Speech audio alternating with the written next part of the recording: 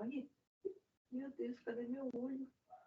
Continuando aqui, meus irmãos, nossa aula, Introdução ao Novo Testamento 1, sexta aula, a última parte.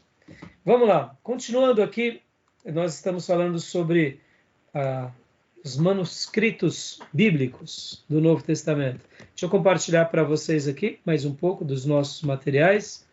Olha lá. Etapas da crítica textual. Né? Aqui, vamos lá. Crítica textual primeiro. Leia para nós, pastor Johnny, por gentileza.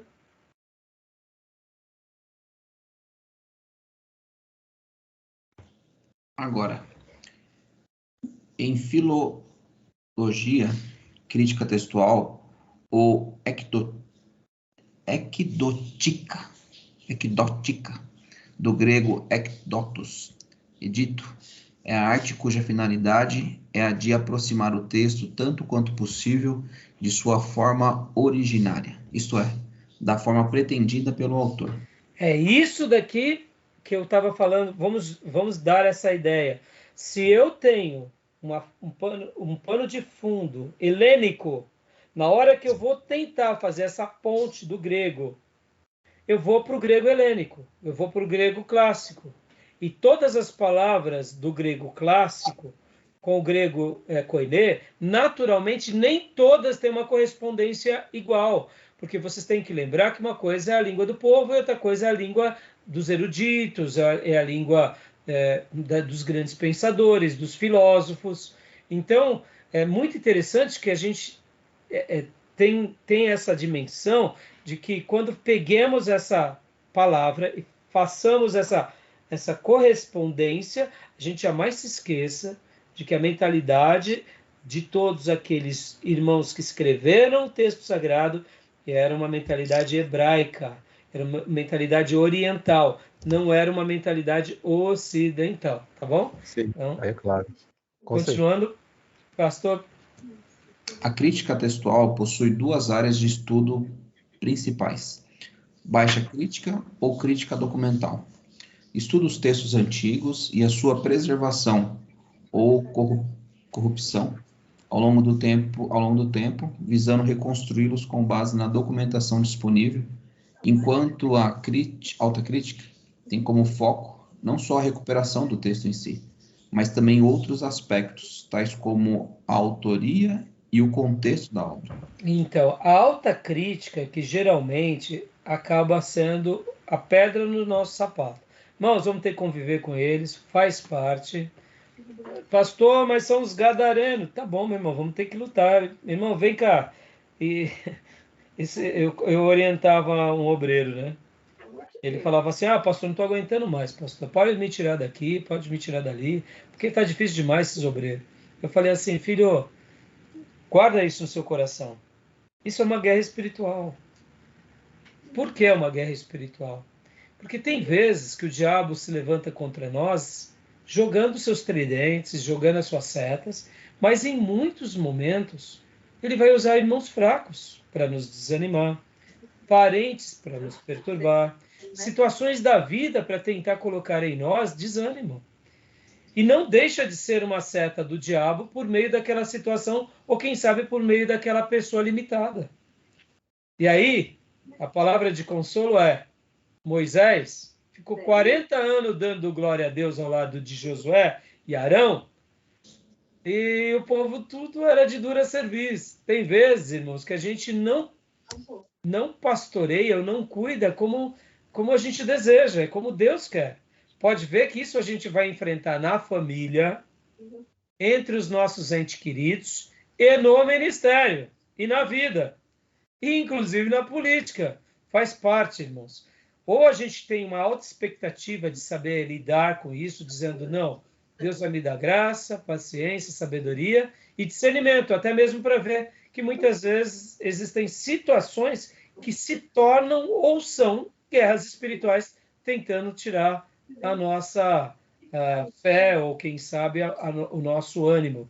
Né? E a escola de alta crítica, irmãos, é a nossa pedra no sapato, que Deus deixou para a gente poder aprender. A baixa crítica, ou crítica documental, pode ver que eles já têm uma outra proposta. Ver a questão dos textos preservados ou corrompidos, reconstruir. Ou seja, dá para ver que aqui a proposta deles é mais a descoberta ou manutenção daquele documento. Já a alta crítica tem outros aspectos. Eles vão para a autoria, eles vão para o contexto da obra. Não, João não escreveu as epístolas, porque está diferente o texto de João lá nas epístolas do que está diferente agora aqui no Evangelho. Deixa eu te fazer uma pergunta. Aqui, olha. Você já escreveu algo e depois você leu o que você escreveu e você falou assim, que obra-prima. Esse texto está muito bem escrito. Aí passou 5, 10 anos, você vai lá, achou um outro texto, você olha e fala, meu Deus, quem escreveu isso daqui? Fui eu que escrevi isso daqui? Mas meu pai, da onde saiu esse negócio? Você já teve essa experiência? Eu já tive. Oh, meu Deus. Olha que lixo. Mas, meu Deus, que obra é Eu essa? não preciso esperar 10 anos, não, viu? No menos. Menos, né? Menos. É menos. Agora, é óbvio que quem terá pouca dificuldade sobre essas questões são as pessoas que desde sempre receberam o dom de escrever. Irmãos, É como uma quando nós fotografia, pegamos... né? Hã? É como uma fotografia antiga. Você olha para trás, nossa, quem sou eu ali? Quem sou 20 eu? anos atrás. Então, o que acontece, irmãos? Geralmente, dentro das gramáticas, ou dos gramáticos, ou daqueles que foram chamados para desenvolver essa habilidade, vai ter pouca variação, vai ter superação, melhora, aprimoramento. Na grande maioria das pessoas comuns, que eu diria que não são aquelas que escrevem o tempo todo, essas variações vão acontecer com mais frequência. Por quê, irmãos? Faz parte... você pega, por exemplo, pessoas que gostam de matemática, de lógica, quando essas pessoas vão ir para a área da escrita, elas sofrem. Assim como os nossos irmãos linguistas têm o terror dos números. Ora, é por isso que eles são menos competentes? Não, são áreas de atuação, irmão. Cada um no seu quadrado, né, meus irmãos? Então, a escola da alta crítica, irmãos, eles fazem uma desconstrução. Olha, é medonha, viu, irmãos? É medonha. Tá bom? Etapas da crítica textual. Pode ler, pastor Johnny. Continua para nós. Vamos lá. Ecletismo. Método científico ou filosófico que busca a conciliação de teorias distintas. Posso seguir? Pode seguir. Estemática. Registro, classificação e interpretação das variantes dos testemunhos da tradição com vista a definirem-se as relações hierárquicas, descendentes, ascendentes ou colaterais entre eles, e a reconstruir-se o processo de transmissão culmina no estema. Correções de copistas, cladística, do grego ramo, que é a classificação hierárquica das espécies, baseada na ascendência evolutiva, método oriundo da biologia, têm sido adicionadas visando melhor estabelecer o relacionamento entre os manuscritos. Irmãos, percebam que há uma escola, há pessoas que se inclinam para essas áreas. E aqui a gente está passando isso porque isso é uma parte importante. Estou fazendo questão de dar essa matéria e ler esses slides para, quem sabe, despertar o coração de alguns irmãos com relação a essas áreas, que são áreas difíceis, complicadas, mas que são áreas maravilhosas, entendeu? E aqui, irmãos, confiabilidade textual do Novo Testamento. Isso daqui é maravilhoso, meus irmãos. Tira um print disso daqui, coloca no histórico de fotos. Isso é magnífico, magnífico. Olha lá. Autor, Lucrécio, Plínio, Platão, Demóstenes, Heródoto, Suetônio, Tucídides, Eurípides, Aristófanes, César, Tito Livio, Tácito, Aristóteles, Sófocles, Homero e o Novo Testamento. Olha só, vários autores, poderíamos ter uma lista maior.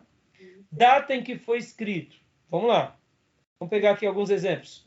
Lucrécio, 55 a.C. Cópia mais antiga. A cópia mais antiga, não tenho aqui uma data. Tempo entre o original e a cópia. 1.100 anos. Quantidade de cópias, 2 cópias. Ó, vamos pegar aqui Plínio. 61 a 113 depois de Cristo. Cópias mais antigas, ano 850 depois de Cristo. Tempo entre o original e a cópia, 750 anos. Quantas cópias temos? 7. Vamos pegar alguém mais conhecido, Demóstenes, que esse daqui é conhecido como pai da oratória, se não me falha a memória. Filósofo. 400, se não me falha a memória, era ele que treinava nas cavernas com pedras nas bocas, irmãos. Se não me falha a memória, é isso, Júnior? Não me recordo. O que ele fazia? Ele falava as palavras com pedras nas bocas diante de uma cachoeira para ver se o som da sua voz e das suas pronúncias eram compreendidas por ele mesmo quando ele falava. Sabe falar com a comida na boca, irmãos? Põe pedra, entendeu? O camarada, e dizem, se não me falha a memória, é ele, tá? É o pai da oratória, se eu não me engano. Por que pai da oratória? Irmão, depois dessa prova aqui, vai aprender a falar, né? E aí, quando você vai se expressar, né, diante de todos, por essas experiências, sabendo enfrentar os ruídos, superando as suas dicções mais falhas, olha só que coisa fantástica. Você abraça as pessoas, né? A minha professora, coordenadora do MBA, eu nunca mais me esqueci, a doutora Ana, lá na FGV. Uma aluna na classe foi fazer uma pergunta. Ela, filha, me abrace com a sua voz. Interessante essa expressão, né? Tem hora que a gente fala para dentro, fala tim, né? Acanhar. Olha lá, Demóstenes, 400 a.C., cópia mais antiga, 400 depois de Cristo. Demóstenes existiu ou não, irmãos? Vamos fazer um case aqui, vamos fazer uma pesquisa de caso. Demóstenes existiu ou não? A gente crê que sim, né? Sim. Sim. Ele viveu 400 anos antes de Cristo. A cópia mais antiga encontrada foi de 400 depois de Cristo. Ou seja, o tempo entre o original e a cópia encontrada é de 800 anos. Quantas cópias existem? 8. E aí? Ele é considerado, se eu não estiver citando errado, o pai da oratória, é um nome muito conhecido, mas vem cá, o documento mais antigo que menciona ele é o ano 400 depois de Cristo. Eu poderia dizer que ele não existiu. Poderia ou não poderia? Por que os gadarenos não falam que Demóstenes não existiu? Por que não tem uma escola de alta crítica que vai desconstruir Demóstenes? Ou senão, vamos pegar aqui, vamos melhorar. Aristóteles, vamos lá, Aristóteles. Ano 384 a 322 a.C. Cópia mais antiga de Aristóteles. 1.100 depois de Cristo. Quantas cópias, ou seja, variação em tempos entre o original e a cópia? 1.400 anos. 49 cópias temos de Aristóteles. Ou cópias, ou códices, mas são cópias, tá bom, irmãos? 49. Dá para caber numa prateleira ou não dá? E vem cá, a gente questiona Aristóteles? A universidade questiona Aristóteles? Está entendendo, irmãos? Agora, vamos lá, um dos textos que tem mais cópias aqui, Homero. 900 anos antes de Cristo, data em que foi escrito. Cópia mais antiga de Homero. 400 antes de Cristo, ou seja, 500 anos depois dele, né? Uhum. Tá vendo? Sei. Quantas cópias? 643. Precisão textual, 95%. Ou seja, essas cópias que foram encontradas no ano 400 têm 95% de veracidade de que foram obras de Homero, porque uma atesta a outra. E não precisa se ter muitas cópias para atestar que tal autor e tal obra é verdade. Agora, vamos lá. Novo Testamento. Aleluia. Pode dar glória a Deus, viu, meu irmão? Isso daqui é coisa para dar glória a Deus e aleluia. O tempo todo. Data em que foi escrito 50 antes de Cristo a 100. Ok, a gente está pondo data de 50, mas pode ter sido 47. Tessalonicenses talvez foi a data de 47. Alguns vão defender que é 47. Cópia mais antiga, início do segundo século. Ou seja, que início do... vamos pegar aquele manuscrito aqui? Aqui? 150. 130 depois de Cristo. Segundo século. Concorda? Sim. Vamos lá? Diferença entre o original e a cópia. Menos de 50 anos. Mas se for eu... Quantidade de cópias. 5.600. Ou seja, precisão textual. 99,5. O maior acervo histórico de cópias que existe é do Novo Testamento. Louvado seja Deus. Comprovação quase 100%. Quase 100% de como teste de DNA, né? Tá bom, meus irmãos? Pastor. Aqui é o material que o professor tira, todos esses estudos. Aqui, irmãos, voltando aqui para a gente. Voltando aqui. Meu irmão, por que é feito um levante tão medonho contra a palavra de Deus e principalmente o Novo Testamento? É os Gerazenos, são os Gadarenos, é o Tinhoso, é Satanás, mas caiu por terra na nossa vida e que nós possamos ser apaixonados por esse livro para continuar pregando, mergulhando, porque é a palavra de Deus que é viva e eficaz. Tá bom, meus irmãos? Pastor, E agora... compartilha esse slide no grupo depois. Eu passei já no grupo, está dentro das aulas aqui. Ok. Tá? É a nona aula. É a nona aula. Tenho tanto texto da nona aula como material complementar, como a nona aula em slide. Eu dei para vocês só os slides. E agora, para a gente encerrar essa aula de hoje, meus irmãos, vamos lá. Olha só. O Jesus histórico. Quem é que cria o Jesus histórico? Vamos lá. 3 opções. É um servo de Deus? É um gadareno? É um gerazeno? É os dois. Dois últimos. Irmãos. Ou seja, a avaliação do Jesus histórico como academia, irmãos, tudo isso a gente tem que ouvir. A gente tem que dar o direito da dúvida. A pessoa não crê, ela quer desconstruir, tudo bem. E vamos agora dar uma mão à palmatória aqui. Em nome da religião, muitas pessoas fizeram atrocidade? Fizeram. Em nome da religião, muitas pessoas tentaram reconstruir a história? Tentaram. Em nome da religião, muitas pessoas realmente fizeram com que a religião se tornasse o ópio do povo? É fato. Agora, não é o fato disso ter acontecido que você invalida outras coisas. A religião trouxe contribuição também, né? Exatamente. É para a educação. Um grande sociólogo chamado Émile Durkheim, ele vai falar que a religião, na história da sociedade humana, ela é a amálgama, ela é o cimento que une e constrói a sociedade. Agora, tem religiões ruins? Tem. Dentro das religiões boas, tem as suas facções ruins? Tem, irmão. Por quê? Não tem escola de alta crítica contra o Alcorão. Vão explodir. Simples. Exatamente. Vão todo mundo morrer. Agora, já que nós não podemos matar, eles abusam. Verdade. A gente pode mesmo, tá, irmão? Entendeu? Vai fazer essas escolas de autocrítica com algumas religiões. Mesmo, eles atropelam. Teve um escritor eles, não estou justificando, tá certo, tá, irmão? Eu acho que tá errado.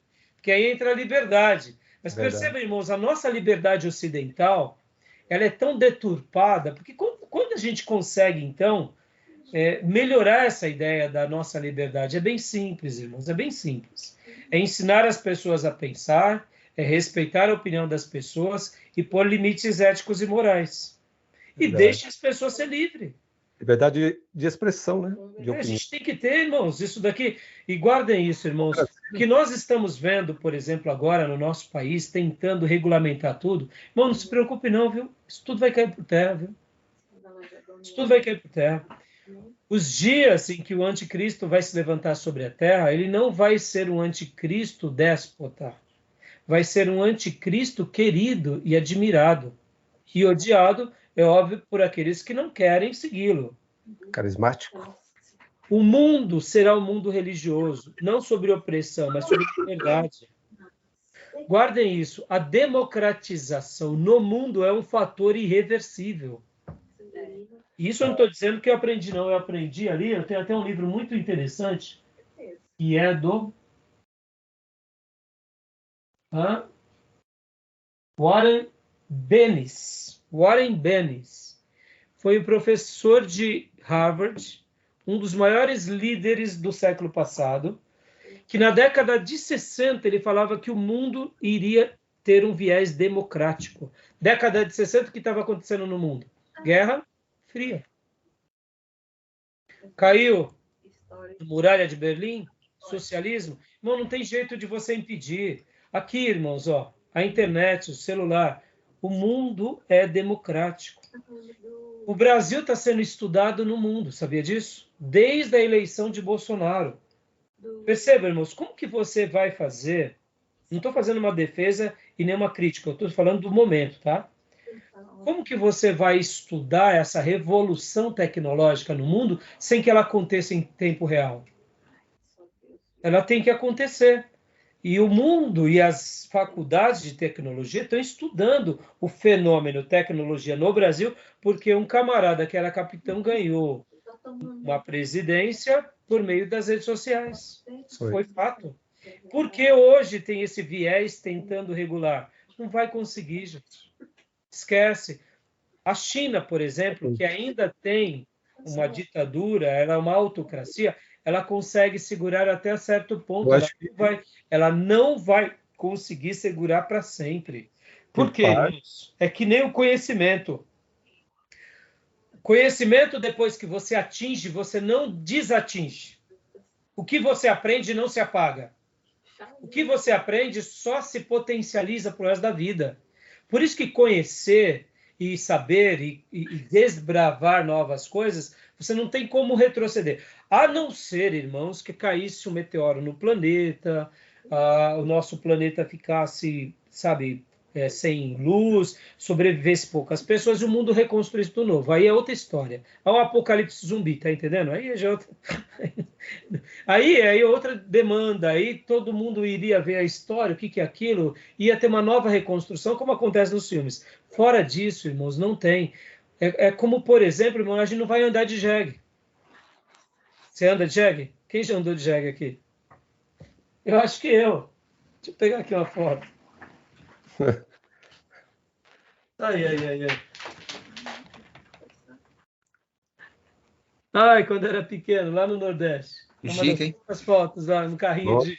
Olha, lá no Nordeste. Mas não era um jegue. Você sabia que no começo dessa questão de comércio, houve empresários no nosso país que viram que os jegues eram uma grande instrumentalidade de transporte. Aí eles investiram milhões na época, né? Nos jegues. Aí veio o quê? O período dos automóveis. E aí o que aconteceu? Quebrou essa indústria do jegue. Ou melhor, né? Quem utilizava como transporte. Depois que você conhece carro, depois que você não volta para trás, irmãos. Você pode até voltar como hobby. Você não volta para trás. Você não tem como regredir. Depois que você tem a arma de fogo, você não vai querer flecha. Você não vai querer espada. Está entendendo o que eu quero dizer? A gente não vai, a não ser por uma necessidade. Mas por que eu estou te falando tudo isso? Voltando aqui para a gente concluir o assunto do Jesus histórico.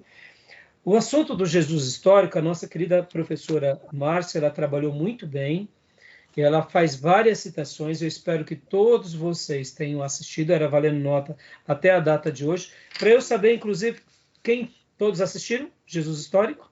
Assisti. Poxa, parabéns, então todos assistiram, então todos vão ganhar um ponto. Então, joia. Eu achei que ela faz várias citações, pesquisem mais sobre o caso. Mas, na realidade, o que é esse assunto? É uma construção da possibilidade de que Jesus não foi aquilo que de fato ele foi. De que Jesus foi, ou seja, uma pessoa humana ou não divina. Seria mais ou menos do que um resgate ao pensamento gnóstico. Lembra que logo no primeiro século havia um pensamento que era o gnosticismo, onde eles separavam o espírito do corpo, porque o corpo é mau, o espírito é bom. Se Jesus de fato veio, logo Jesus era um ser espiritual em forma de anjo, porque se ele tivesse virado carne, seria pecador. Então, o gnosticismo, aí a gente tem as cartas de Paulo e principalmente João, destruindo o gnosticismo. Por isso que João vai falar que todo espírito que não confessa que Jesus Cristo veio em carne não é de Deus. Ali ele está fazendo uma citação ao gnosticismo. E não necessariamente ao exorcismo de demônio. Eu sei que essa é uma verdade que os próprios demônios não gostam de admitir. Porque no momento em que Jesus vem em carne e o demônio admite, ele está admitindo a sua derrota. Porque foi na cruz que tudo foi consumado. Foi com o sangue de Jesus que o príncipe das trevas perdeu a chave da morte e do inferno. E os demônios foram derrotados e foi sentenciado a sua destruição eterna que virá. Então, mesmo que seja uma verdade espirituosa, ali o que João está dizendo não é só espirituoso. Se alguém que segue a Deus está dizendo que Jesus não veio em carne, não é de Deus, porque Jesus veio em carne. E ele estava ratificando essa verdade. Então, o Jesus histórico vai passar, segundo a professora Márcia, por 2 estágios. Um momento em que ele é debatido e questionado até antes da Primeira e Segunda Guerra Mundial, e depois da Primeira e Segunda Guerra Mundial, onde eles vão trazer de novo essa tona, dando aqui alguns viés, eu diria, um pouquinho mais adocicado. Mas mesmo assim, irmão, tenha o pé na cozinha dos gadarenos. Tá entendendo? Se trata de 3 buscas, ela fala, né? 3 buscas. A primeira busca é o período da ingenuidade. Aí vem a segunda busca, que varia na questão do tempo. E no terceira busca, que eles dizem que é a terceira busca, ela diz que é a parte intermediária que ela considera como a terceira, que é nos anos 53, 1953. Entendeu? Aí ela diz que é nesse período onde que veio a desconstrução dessa tese. Porque a Guerra Mundial, né? Sim. Guerra Mundial. Agora, você vê o período da ingenuidade, né? Você percebe, irmãos? É sempre nos levando ao ridículo, ao ingênuo, ao tolo, né? E mesmo quando eles tentam trazer de volta os debates, e aqui, irmãos, para a gente até encerrar, olha que interessante. Se vocês fizerem o bacharel, né, concluírem a grade do médio, só lembrando que o nosso médio é médio bacharel, quem para nos 3 anos recebe o diploma de médio. Mas quem avança os últimos 2 anos recebe o diploma de bacharel, porque nós eliminamos esses 3 anos. Porque o nosso curso, como vocês sabem, é médio, mas o nível é médio bacharel. Pode ver a quantidade de livros que temos que ler, de estudos, de pesquisas, ou seja, uma faculdade de 3 anos, no caso, né? Voltando. Tem uma área da teologia que é chamada teologia contemporânea. O que seria teologia contemporânea? Que seriam os teólogos que foram aqueles que surgiram depois da Reforma Protestante, que são, na sua grande maioria, alemães, que ao invés de se manterem na teologia ali de Lutero e Calvino, eles vão articular entre a filosofia humana e a teologia. Então, meus irmãos, aí acontece cada coisa. E é aí onde a teologia liberal ganha força, inclusive com esses teólogos. Sim. Aí o que acontece? Só para vocês terem uma ideia. Tem um teólogo que chega a fazer até uma tese, ou a fazer um apontamento sobre a morte de Deus. Exato. Ora, ele é teólogo. Por que ele coloca esse princípio? Aí ele vai explicar. Mostra a religião. Mas perceba, ó como é gadareno, ó como é gerazeno. Por que chamar a morte de Deus e não chamar uma maneira nova de encararmos a fé? Porque Exato. qual é a proposta dele? A proposta dele é dizer o seguinte: antigamente, quando havia uma praga, você não tinha remédio. Então, o que você fazia? Você clamava a Deus. Você ia para a igreja, você recebia a oração, a unção, a extrema unção. Quando alguém caía endemoniado, você chamava o padre, chamava o pastor. Você ia, né, fazer as suas crenças. Hoje não. Já que a ciência está à tona, se você cai doente, você vai para o médico. Você faz exames. E nós te damos o remédio. Ou seja, nós não precisamos mais de Deus. Exato. Por isso, agora, precisava chamar a morte de Deus? Sim. Você percebe que muitas vezes até o título é agressivo, quando não a pessoa, ou quando não a obra, ou quando não a tradição. Essa Não ideia é fortaleceu o iluminismo. necessariamente a morte de Deus. Eu poderia, vamos supor, se eu estou defendendo essa evolução, eu poderia dizer assim: antigamente, se caía alguém endemoniado, ia-se na igreja, expulsava-se o demônio, fazia-se as crendices, seja ele cristão ou afro, ou etc. e tal. Hoje não, a gente vai fazer exames médicos, neurológicos, para ver qual que é a doença e a patologia. Você percebe? Então, irmãos, hoje, graças a Deus, nós, até mesmo como cristãos contemporâneos, nós não estamos mais nesse período. Esse período dos ismos é o período da modernidade. Sim. Nós estamos na pós-modernidade. Por que a pós-modernidade? Muitas das coisas já não se constrói mais, ou seja, você não precisa mais explicar para saber que é. Hoje você sabe que é.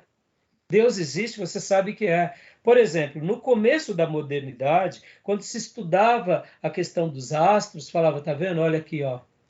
É assim. Hoje que a gente tem, né, o telescópio, os telescópios Hubble, agora o James Webb, mapeando de novo o universo. Irmãos, as pessoas falam assim, é impossível não existir Deus.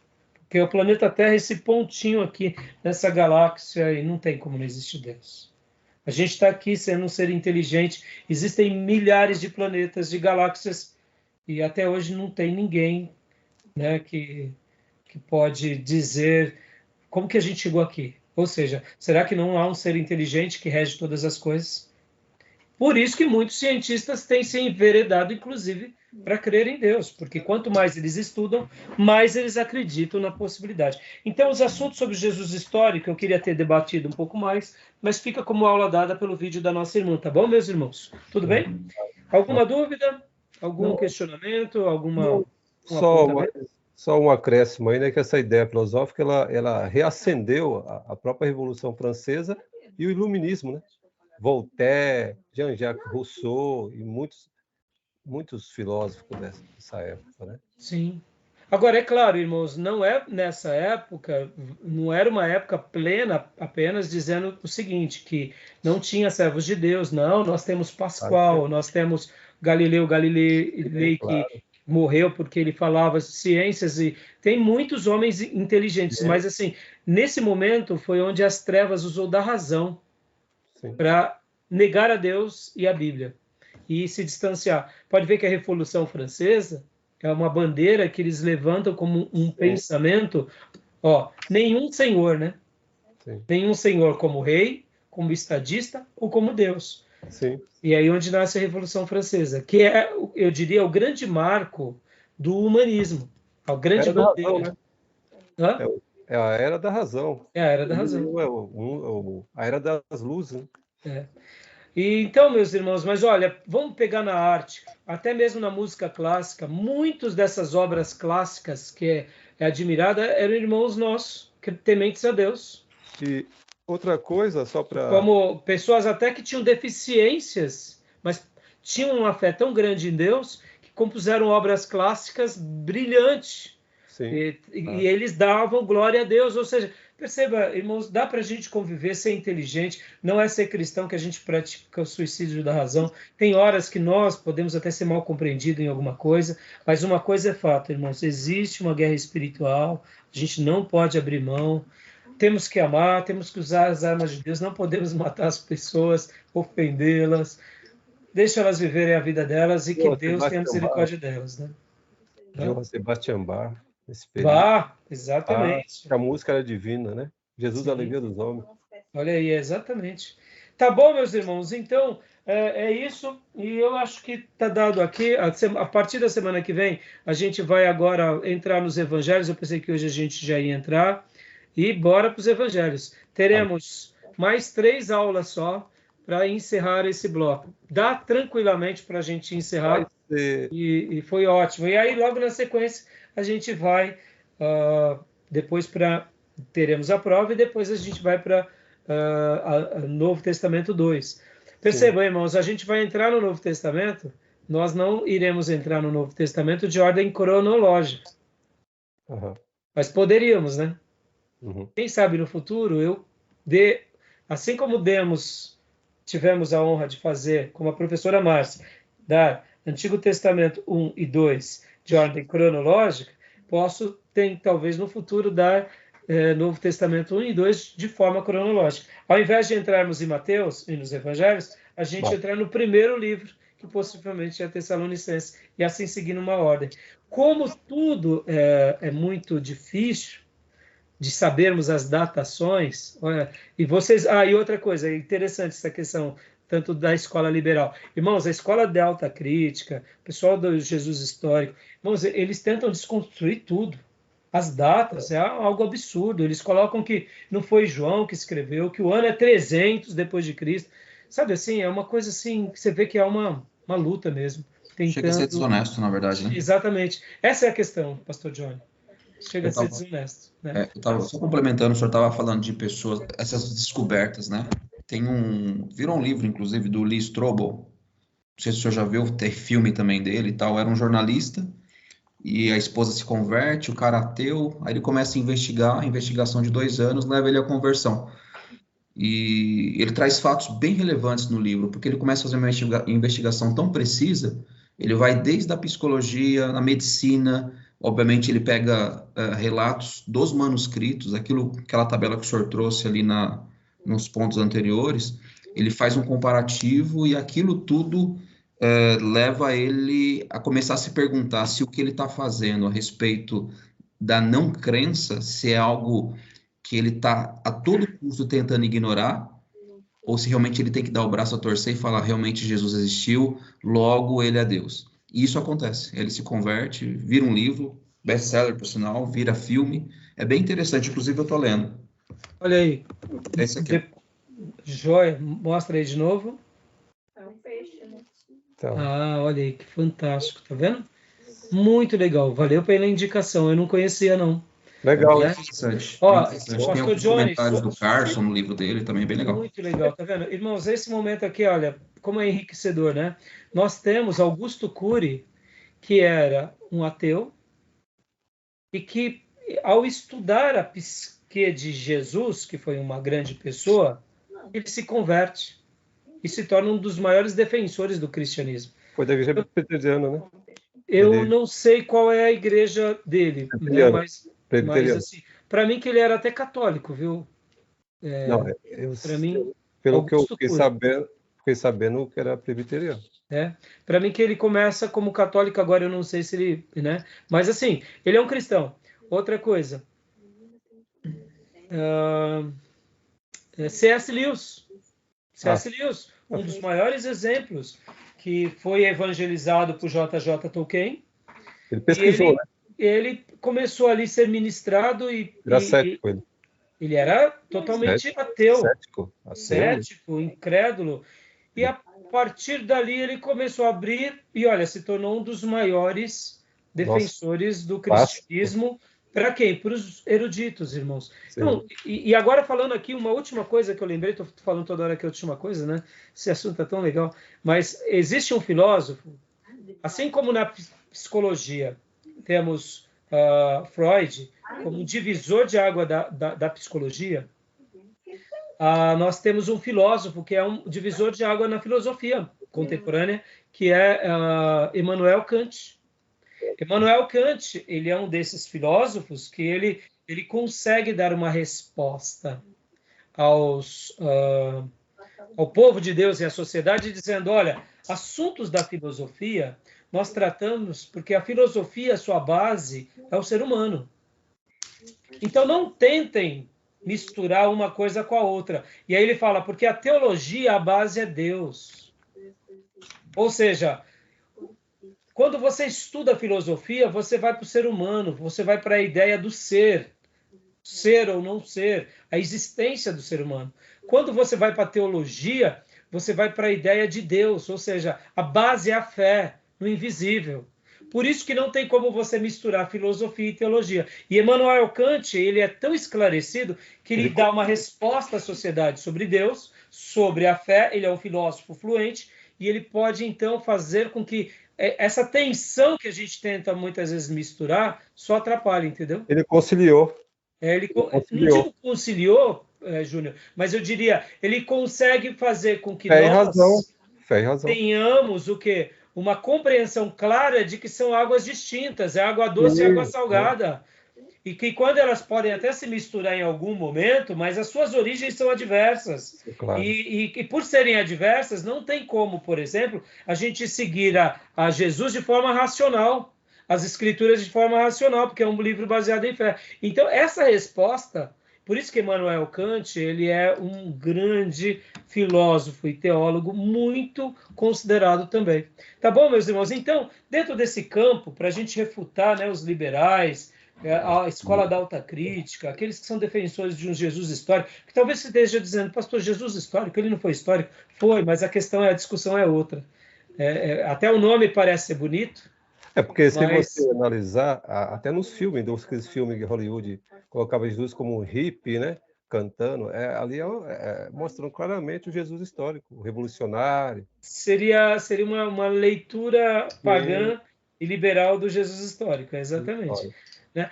Então, irmãos, para a gente saber que essa ideia do Jesus histórico é uma discussão acadêmica, tentando desconstruir diretamente ou indiretamente Jesus como Filho de Deus e o Evangelho que ele nos deixou, tá bom?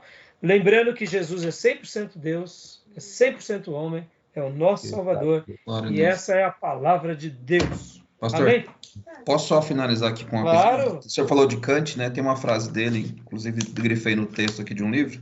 Ele diz o seguinte: fazem bem em basear a sua paz e piedade nos evangelhos. Isso Kant falando.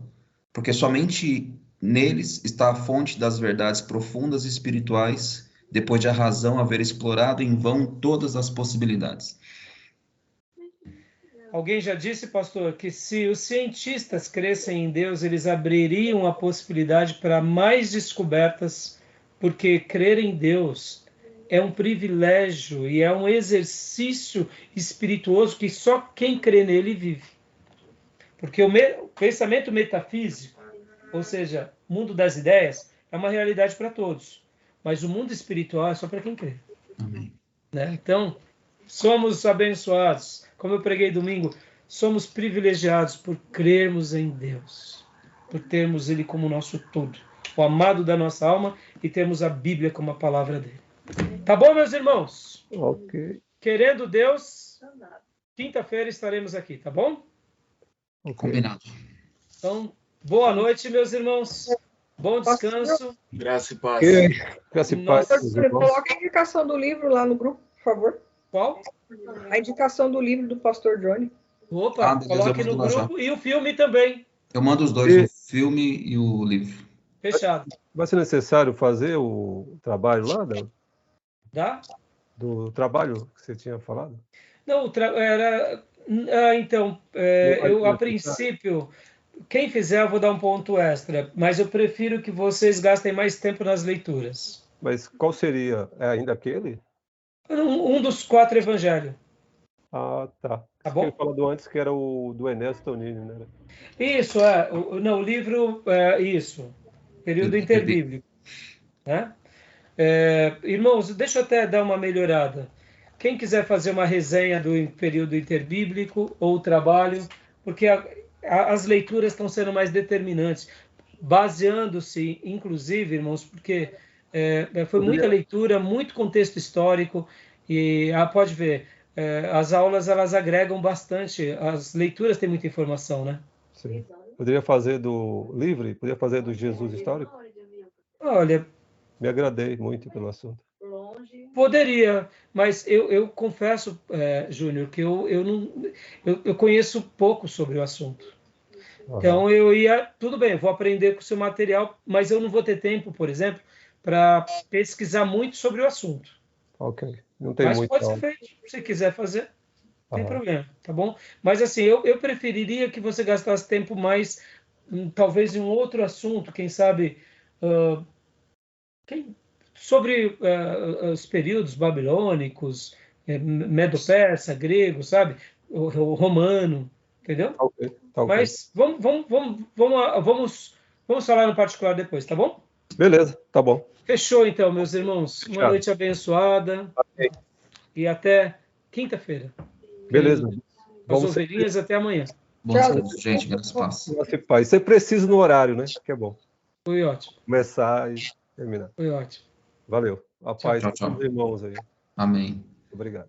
Boa noite.